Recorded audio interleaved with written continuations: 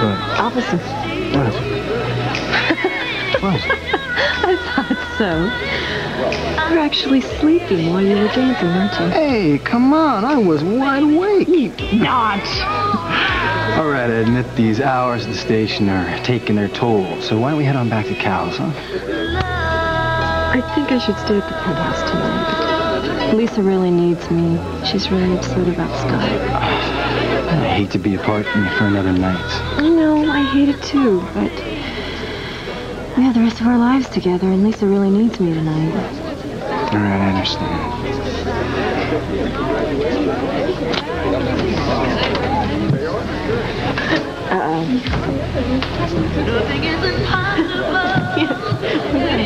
Wow, that is strange. What is strange? Louie and Damien, I mean, they look so married. They are married. Yeah, I know. It's just, I've seen them apart, but never together. It's just strange to see Louie with anybody but Holden, you know?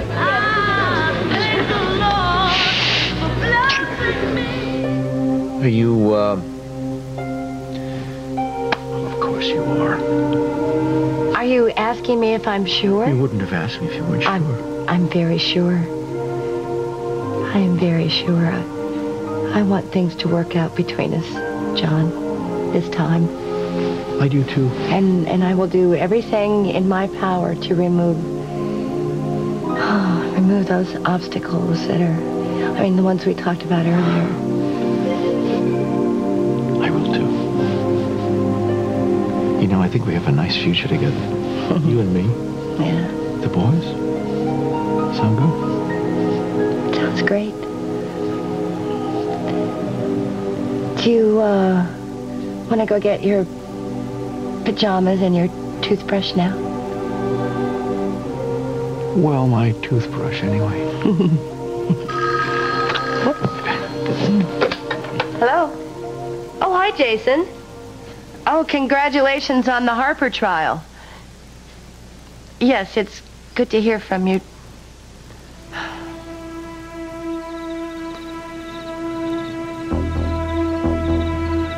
Really?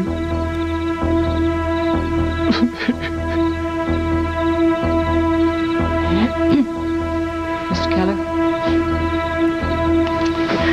I thought I made it clear I never wanted to lay eyes on you again. Mr. Keller, I think you're being very unfair to me. And needless to say, I think there's much about this situation that you do not seem to grasp.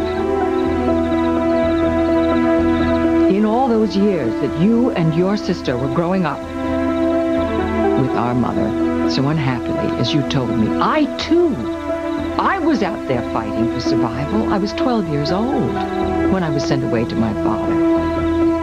Before I even got around to even thinking about somebody else, 10 years had gone by. It would have been 10 years since I heard from my mother. I couldn't care less about you or your so-called problems, Mary Ellen. I want you out of here. Now. Mr. Keller, I listened to you rail at me in your office. Now you will listen to me. My fantasies of your life, growing up with your sister, with my mother, our mother, are at variance with what you have told me so vividly. All right, I accept that, but I have some facts now. We both have some facts, if we believe each other. I think we also have some common ground. Same bitch, different litters. Let's leave our mother to rest for a moment. I'm talking about Neil. Because of our feelings, I did care for her. I loved her. I didn't even know who she was. And Precisely because you didn't know who she was. Well, how can you possibly say that? You don't know. You don't know what I might have done or I might not have done if you had just come to me openly and honestly and directly. How different things could have been. How different they could have been for all three of us. And especially for Neil. I'm terribly sorry, Mr. Keller. I have no idea how the lady got in. Mrs. Walsh came in the back way, Graham. You can show her the front door now. I'm not ready to leave yet.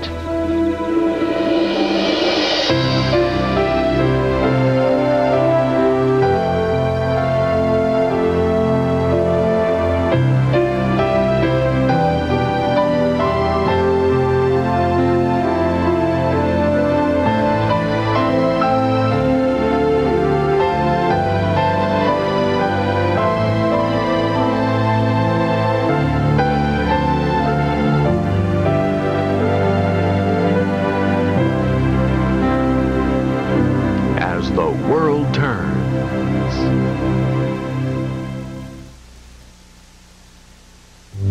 Shall I call the police, sir?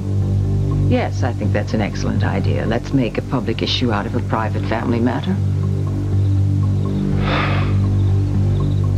It's all right, Graham. I'll handle it. Thank you.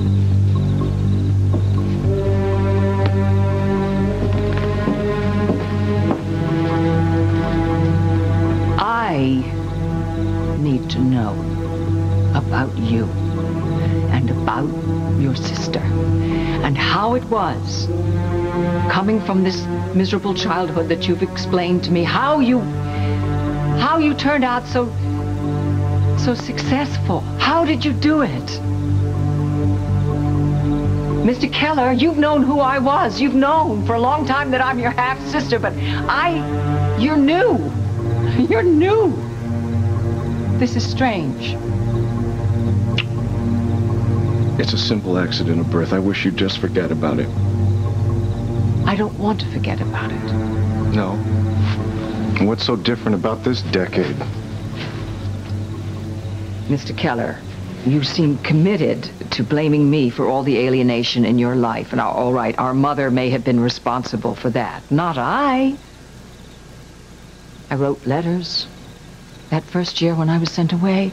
Oh, so many letters, begging to come back home. I asked about the baby. I never got an answer. No one ever asked me to come back. I gave up. That hurt too much. Love never came.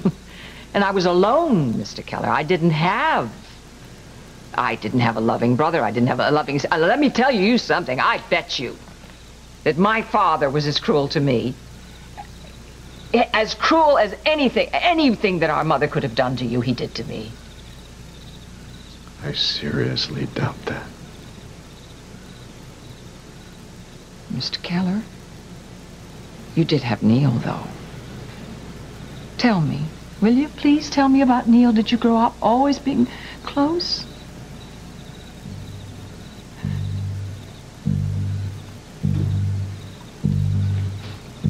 Very. I took care of her from practically the time she was born. She was the only person I ever truly loved till I met Emily. Oh, I believe that. I do. She was so easy to love. I mean, she was warm and made it so easy. How did somebody like that, so warm and good, come from a mother like Gloria and a father like George? I honestly don't know. She was just born with a sunny, loving disposition. Most people found it irresistible. Not Gloria?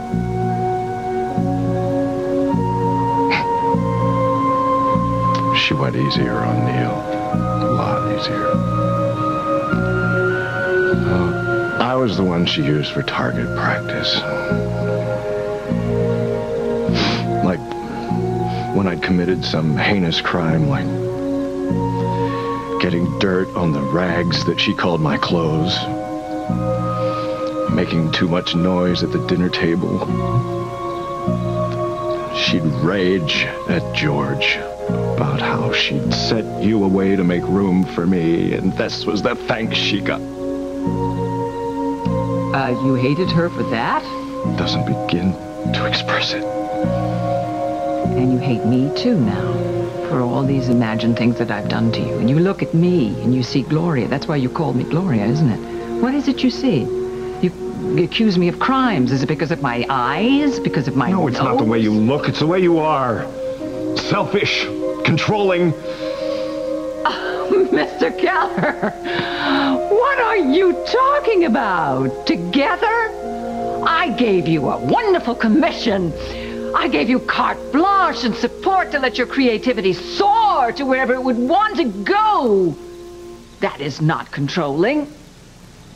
Lucinda, the world knows about your need to dominate. It's legendary. Cost you a daughter. You know nothing about my life. Nothing about my life with my adopted daughter, Lily, and she is not the subject here.